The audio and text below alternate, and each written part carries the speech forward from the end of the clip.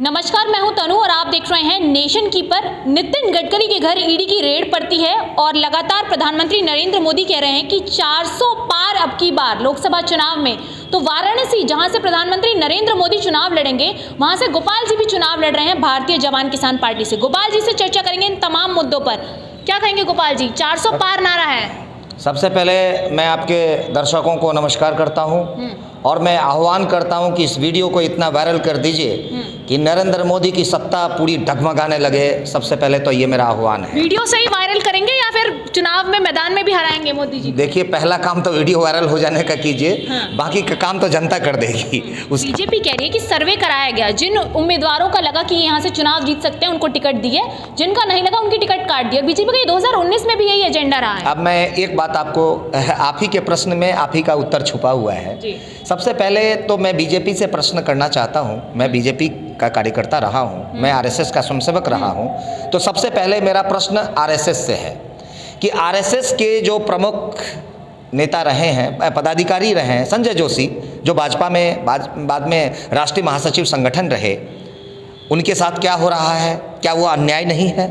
मुरली मनोहर जोशी जैसे वरिष्ठ व्यक्ति को इसलिए साइड किया गया कि आप 70 पार हो गए हैं। ये क्राइटेरिया मोदी जी के ऊपर में भी लागू होता है। 70 प्लस वो भी हो गए तो उनको भी राजनीति में इस बार नॉमिनेशन नहीं करना चाहिए। तो सबसे पहले तुम्हारे लिए फार्मूला अलग और हमारे लिए फार्मूला अलग, ये कैसे हो सकता है? एक ही पार्टी में दो तरह की नीति कैसे हो सकती है? मेरा तो नीतिगत प्रश्न ये है। लोकतंत्र है ये, जब पार्टी के अंदर में ही आंतरिक लोकतंत्र नहीं है तो मोदी जी किस लोकतंत्र की सुरक्षा की बात कर रहे हैं? और नितिन गडकरी के यहाँ क्यों हुआ, सबसे पहले उस चीज़ को जान लीजिए। अभी मैंने वीडियो अपने सोशल मीडिया में भी शेयर किया था। मैंने नितिन गडकरी का एक वीडियो देखा, उसमें वो प्रेस के सामने में संबोधित ये कर रहे थे कि वास्तव में मोदी जी जो हैं, हमारे जो प्रधानमंत्री हैं, वो लोकतंत्र को कुचलना चाहते हैं। ये उचित नहीं है। जनता को मौलिक अधिकार है, फंडामेंटल राइट है अपनी बात को रखने का, अभिव्यक्ति का स्वतंत्रता का अधिकार है, प्रोटेस्ट करने का अधिकार है। आप उसको कुचलना चाहते हैं, ये गलत है। ये बात अगर पूरे भाजपा में कहने वाला प्रथम व्यक्ति मैंने देखा, इसलिए मैं उनको नमन करता हूं, नितिन गडकरी को। लेकिन आज मुझे पता चला कि उनकी कंपनियों के ऊपर में ईडी का छापेमारी हो रहा है। ये अन्याय नहीं तो और क्या है? कल तक विपक्ष अब बीजेपी के लोगों पर भी छापा मारा, तो खुश होइए कि नहीं। बात सवाल ये नहीं है, बात सवाल है कि ईडी का छापा अब क्यों पड़ा है। समय तो ये है क्यों पड़ा है, तो उसका कारण समझ में आ गया। बीजेपी के खिलाफ बयान देने से ईडी का छापा पड़ता है? जी, बीजेपी के खिलाफ नहीं, मोदी के खिलाफ, मोदी की कुनीतियों के खिलाफ, मोदी की अकर्मण्यता के खिलाफ। मोदी, बीजेपी को मैं टारगेट नहीं कर रहा, मैं तो टारगेट कर रहा हूं, आप कहीं भी देख रहे हैं बीजेपी सरकार नहीं, मोदी सरकार। वाई मोदी सरकार? इसका मतलब यह हुआ कि मोदी आगे हो गए, बीजेपी पीछे हो गई, आरएसएस पीछे हो गया। मोदी के चेहरे पर अगर चुनाव लड़ती है भारतीय जनता पार्टी, जीत जाती है, तो मोदी सरकार कह रहे हैं, तो इससे आपको एक बात मैं आपसे पूछना चाहता हूं, व्यक्ति बड़ा या संगठन बड़ा? संगठन बड़ा। जब संगठन बड़ा तो संगठन का नाम आगे आना चाहिए ना, व्यक्ति क्यों आगे है? इसका मतलब आपका संगठन गया गताल खाते में और व्यक्ति को आगे कर दिया। ये सरासर अन्याय नहीं तो और क्या है? बीजेपी ने नीति बनाई है कि जो बूढ़े लोग हैं उनको थोड़ा साइड रखते हैं और युवा को लाते हैं। किस नीति की बात कर रहे हैं आप? किस नीति की बात कर रहे हैं? माने नरेंद्र मोदी के लिए अलग नीति होगी और मुरली मनोहर जोशी के लिए अलग नीति होगी, लालकृष्ण आडवाणी के लिए अलग नीति होगी, संजय जोशी के लिए अलग नीति होगी। ये वही मोदी हैं जिन्होंने ये कह दिया कार्यकारिणी की बीजेपी के मीटिंग में कि अगर संजय जोशी को पद दिया गया तो मैं रिजाइन करूंगा। ये बेहूदगी नहीं तो और क्या है? ये अकर्मण्यता नहीं तो और क्या है? ये घमंड नहीं तो और क्या है? क्या है संगठन ऐसे चलता है? संगठन में सबों को अभिव्यक्ति की स्वतंत्रता का अधिकार है। वही लोकतांत्रिक संगठन माना जा सकता है कि किसी भी एक छोटे से छोटे कार्यकर्ता को भी अपनी आवाज बुलंद करने का अधिकार मिले। आपको लग रहा है कि चला नहीं पा रहे हैं संगठन, लेकिन चुनाव जीत रही है लगातार भारतीय जनता पार्टी? देखिए, मैं उस हर किसी फैसले का विरोध करता हूं जो लोकतांत्रिक हो। अगर आप हाई कमान ही फैसला तय करेगा तो फिर नीचे के कार्यकर्ता क्या दरी बिछाने के लिए रहेंगे और मोदी मोदी मोदी मोदी का और जिंदाबाद भाजपा का करने के लिए रहेंगे? मोदी का परिवार ट्रेंड हो रहा है। मोदी का परिवार है, आपकी नहीं है?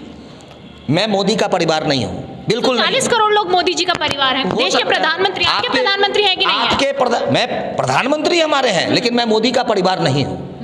प्रधानमंत्री हैं, उस पद पर विराजमान है, इसलिए अस्तुत्य है। मैं उनका कोई हर्ट नहीं कर रहा, लेकिन जिस तरीके से वो लोकतंत्र की हत्या कर रहे हैं, अभी देखिए, मैं डॉक्टर रितु के प्रोटेस्ट में था दिल्ली यूनिवर्सिटी में, सारा यूनिवर्सिटी को इन्होंने पूरा युद्ध का मैदान बना दिया। अरे शैक्षणिक संस्थानों में किसी आदमी को क्या लोकतंत्र की आवाज बुलंद करने का अधिकार नहीं है? उस दलित महिला प्रोफेसर के साथ अन्याय हुआ, उसका एक्सप्लॉयटेशन हुआ, उसको आपने नौकरी से निकाल दिया। किस अधिकार से निकाल दिया? जब आप लोकतांत्रिक काम करेंगे तो क्या उस लड़की को, क्या उस महिला प्रोफेसर को इस लोकतंत्र में अपनी आवाज रखने का क्या आप मौका नहीं देंगे? और उसके कारण पूरा युद्ध का, जैसे लगता है कि कोई आतंकवादी आ गया हो, अब पूरा का पूरा सारा मिलिट्री फोर्स को आप बिठा दिए। मैं गया था उस दिन, मैंने देखा, मैं तो भौचक रह गया। तो ये क्या, ये क्या मोदी की यही नीति है क्या लोकतंत्र को कुचलने की? दूसरा मैं बता रहा हूं, ईवीएम के संबंध में जंतर मंतर पर अभी प्रदर्शन हुआ था। महमूद प्राचा जी थे, भानु प्रताप सिंह, दो सीनियर एडवोकेट सुप्रीम कोर्ट के, वो नेतृत्व कर रहे थे, डॉक्टर रितु भी थी, हम थे, और हमारे फौजी साथी थे, भारतीय जवान किसान पार्टी के कार्यकर्ता लोग थे। सबको पुलिस ने सीधे डिटेन कर लिया। और उसका थाना क्षेत्र क्या है? उसका थाना क्षेत्र है पार्लियामेंट डिस्ट्रिक्ट थाना। तो आप पार्लियामेंट डिस्ट्रिक्ट थाना में रखेंगे ना कि आप हमको कापा सेरा थाना क्यों ले गए? ये क्या अलोकतांत्रिक नहीं है? पुलिस का मैनुअल ये कहता है, कोई भी कांड जहां पर होता है तो उस अधिकार क्षेत्र के अंतर्गत का जो थाना होगा उसमें रखा जाएगा ना। तो आप मुझे किस अधिकार से, कौन से संविधान में ये लिखा हुआ है, कौन सी धारा के अंतर्गत में आप मुझे वहां ले गए? हम कोई दंगा फसाद तो नहीं कर रहे थे। और दूसरा मेरा ये कहना है, आपने पूरे जंतर मंतर को, जो लोकतंत्र में एक जीवित स्थल है, एक ऐसा स्थल जहां पर आदमी अपनी पीड़ा को व्यक्त करने के लिए आता है, हिंदुस्तान के किसी भी कोने से आता है, ये हमारा मौलिक अधिकार है, ये हमारा फंडामेंटल राइट है, ये हमारा अभिव्यक्ति की स्वतंत्रता का भी अधिकार है। लेकिन आप उसको पूरा कुचलना चाहते हैं। आप कल होकर के कांग्रेस को गाली दे रहे थे और इंदिरा गांधी को हिटलर शाही आप बता रहे थे, लेकिन आप तो उसके आंकड़े को क्रॉस कर दिया आपने। आप तो इमरजेंसी से भी, ये अघोषित आपातकाल है आपका, ये मोदी का शासनकाल जो है ये पूरा अघोषित आपातकाल है, ये मैं आपको बता रहा हूं। लेकिन मैं आपको बता देना चाहता हूं कि जो तटस्थ है समय लिखेगा उसका भी इतिहास। आज हो क्या रहा है? सच को सच कहने की मंशा नहीं है, झूठ को झूठ नहीं कहा जा रहा है। ऐसे लोग चुप्पे की तरह देख रहे हैं और वो मोदीगिरी का डफली बजा रहे हैं। मैं उनको चेतावनी देना चाहता हूं कि बख्शे नहीं जाएंगे ऐसे लोग, और ऐसे लोगों को पूरा खदेड़ा जाएगा।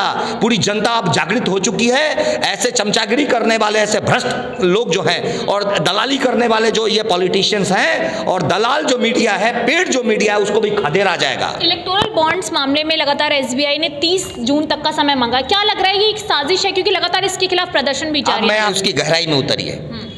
दरअसल इलेक्टोरल बॉन्ड एक लाइसेंसी तरीके से गुंडागर्दी का माध्यम बन गया था। वो कैसे, अब मैं बताता हूं। सारे व्यापारियों को अब जो रिपोर्ट सामने आ रही है वो सारा ओपन हो गया है और सुप्रीम कोर्ट ने उसको इलीगल करार कर दिया है। जब इलीगल करार किया, सुप्रीम कोर्ट ने फैसला लिया तो कुछ सोच समझ के लिया होगा।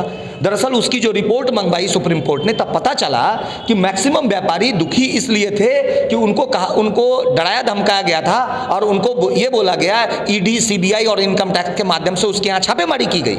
और छापेमारी करके ये कहा गया कि अगर तुमने इतने रुपए का इलेक्टोरल बॉन्ड नहीं खरीदा, तो यानी कि हमारे पार्टी को डोनेशन नहीं दिए, तो तुम्हारा को हम छोड़ेंगे नहीं और तुमको इस तीनों के तहत जो है अंदर करेंगे। अभी इस डर से व्यापारी जो है खरीदने के लिए मजबूर हुए। तो इस तरह से ये गुंडागर्दी के माध्यम से क्या बीजेपी को अधिकार कैसे मिल गया, किस संविधान के तहत? बनारस में आप क्या चुनाव लड़ेंगे मोदी के खिलाफ? मैं बनारस में हम चुनाव ही नहीं लड़ेंगे, हम मोदी की पूरी गुंडागर्दी खत्म करेंगे और पूरी देश की जनता को, हमारा चुनाव लड़ने का इरादा यही है। 400 पार का नारा है। अभी 400 पार अभी आने दीजिए, अभी 200 पार भी हो जाए तो बहुत है। मैं आपको बता रहा हूं, आप उस बुखार में, ये जो बुखारी जो मीडिया है ना, जो केवल सच्चाई को छुपाने का और झूठ का प्रोपेगेंडा फैलाने का काम कर रही है, उन सबों का चेहरा जो है ना, चेहरा स्कैन करेंगे अभी, और उन सबों के ऊपर में ऑडिट ना करवाया तो मेरा नाम गोपाल प्रसाद नहीं।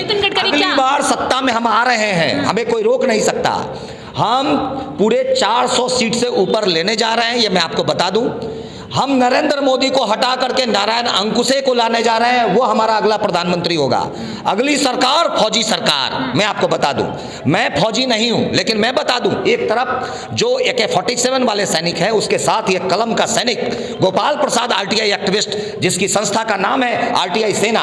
अब पूरे देश के जो RTI एक्टिविस्ट हैं वो पूरे जोशो खरोश के साथ इन फौजियों के साथ खड़ा होगा और पूरे देश भर में राज्य सरकार और केंद्र सरकार का पूरा एक्सपोज करने वाला, भ्रष्टाचार को एक्सपोज करने वाली जो शक्तियां हैं, उन सारे शक्तियों के साथ हम इस चुनाव मैदान में उतरेंगे और देश की जनता का जो कॉमन कॉज है उस इश्यू को प्रमुखता से उठाएंगे। वास्तव में जो लोकतंत्र का जो प्रमुख जो बिंदु है, वो इश्यूज है, वो क्या है? महंगाई है, बेरोजगारी है, गरीबी है, भूखमरी है, कुपोषण है। तो ये महिला का शोषण और अत्याचार है, भ्रष्टाचार है, महिला हिंसा है, युद्ध है, इन सारे चीज़ों पर बहस नहीं हो रहा और ये हिंदू मुस्लिम में केवल भड़काने का काम कर रहे हैं, विस्मबन करने का काम कर रहे हैं। और मोदी की गारंटी, अरे अपनी पत्नी को तो वो गारंटी दे नहीं पाए जो 7 फेरा लगाया उन्होंने, उसकी तो गारंटी इन्होंने पूरा नहीं किया।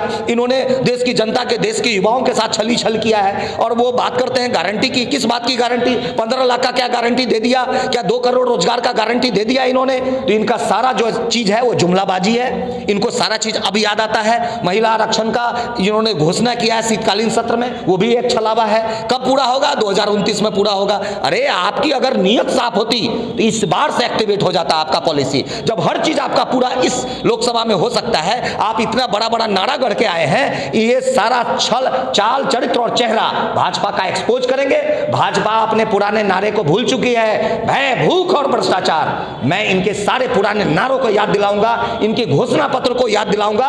और मोदी जी सबसे पहले बताएं वाराणसी में भूजल जो है नीचे कैसे चला गया, गंगा का प्रदूषण क्या खत्म हो गया, जिसको लेकर के आप पहला नारा दिए थे, मुझे माता गंगा ने बुलाया है। मैं ये जुमलेबाजी नहीं तो और क्या है। मैं आपको बता देना चाहता हूं, मुझे बाबा काशी विश्वनाथ ने बुलाया है केवल और केवल इनकी भ्रष्टाचार को एक्सपोज करने के लिए, इनकी जुमलेबाजी को खत्म करने के लिए। इस बार वाराणसी की जो वोटर है, वाराणसी की जो जनता है, ये तो देश और पूरा विश्व देखेगा कि आगामी आने वाले समय में मैं हिंदुस्तान की राजनीति में बहुत बड़ा भूचाल आएगा। कितने इस्तीफे का दौर शुरू होगा और कितने पार्टी का आप देख लीजिएगा। जो जिसके पास भी स्वाभिमान होगा, जो भी आरएसएस का स्वयंसेवक होगा और जिसका स्वाभिमान बचा होगा, सब रिजाइन करेगा।